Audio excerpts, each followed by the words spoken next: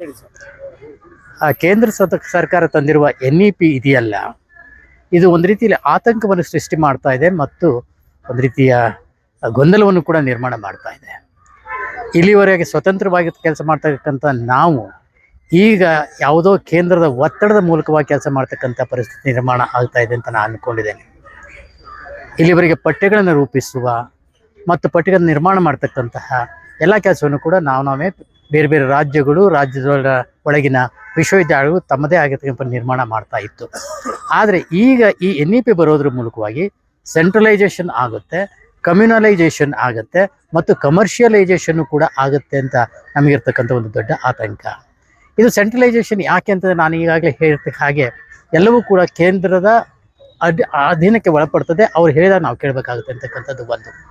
Commercialisation ಯಾಕೆ ಆಗುತ್ತೆ ಅಂತಂದರೆ, ಮುಂದೆ ಬರ್ತಕ್ಕಂಥ ಎಲ್ಲವೂ ಕೂಡ ಹೆಚ್ಚು ಸರ್ಕಾರದಿಂದ ಬಿಟ್ಬಿಟ್ಟು ಪ್ರೈವೇಟ್ ಆಗಿರ್ತಕ್ಕಂಥ ಅಥವಾ ಖಾಸಗಿ ಸಂಸ್ಥೆಗಳಿಗೆ ಹೋಗೋ ಸಾಧ್ಯತೆಗಳು ಇರೋದ್ರಿಂದ ಇದು ನಮಗೆ ದುಬಾರಿ ಆಗಿರ್ತಕ್ಕಂಥ ಒಂದು ಕಾರ್ಯಕ್ರಮ ಅಂತ ನಾವು ಅಂದ್ಕೊಂಡಿದ್ದೇವೆ.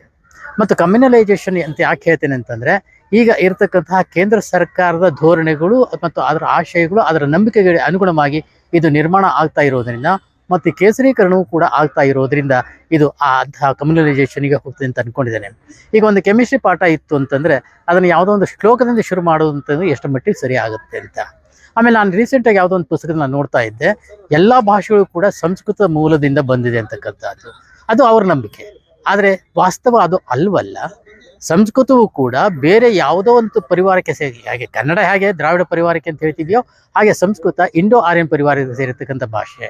ಈ ರೀತಿ ತಪ್ಪು ಮಾಹಿತಿಯನ್ನು ಕೊಡೋದ್ರ ಮೂಲಕವಾಗಿ ಜನರನ್ನ ತಪ್ಪು ದಾರಿಗೆ ಎಳ್ತಕ್ಕಂಥ ಸ್ಥಿತಿ ಇದೆಯಲ್ಲ, ಅದು ನಮ್ಮ ಟ್ರೆಡಿಷನ್ ಬಗ್ಗೆ ನನಗೆ ಗೌರವ ಇದೆ, ನಾನು ಖಂಡಿತವಾಗಿ ಹೆಮ್ಮೆ ಪಡ್ತೇನೆ. ಆದರೆ ಟ್ರೆಡಿಷನ್ನೇ ಇವತ್ತು ಪ್ರಸ್ತುತ ಆಗೋಲ್ವಲ್ಲ. ಆರ್ಟಿಫಿಷಿಯಲ್ ಇಂಟೆಲಿಜೆನ್ಸ್ ಬಂದಿರತಕ್ಕಂಥ ಇವತ್ತಿನ ದಿಸೆಯೊಳಗೆ ನಾವು ಮುಮ್ಮುಖವಾಗಿ ಚಲಿಸಬೇಕಾಗುತ್ತೆ ಹೊರತು ಹಿಮ್ಮುಖವಾಗಿ ಚಲಿಸ್ತಕ್ಕಂಥದ್ದು ಅಲ್ಲ. ಈ ಪಠ್ಯಕ್ರಮದಲ್ಲಿ ಆ ಹಿಮ್ಮುಖ ಚಲನೆ ಇರುವ ಒಂದು ವಾಸನೆ ನಮಗೆ ಇರೋದ್ರಿಂದ ನಾವು ಇದನ್ನು ನಿರಾಕರಿಸಬೇಕಾಗುತ್ತೆ ಮತ್ತು ಇದರ ಬಗ್ಗೆ ಪ್ರತಿಭಟನೆ ಕೂಡ ವ್ಯಕ್ತಪಡಿಸಬೇಕಾಗುತ್ತೆ.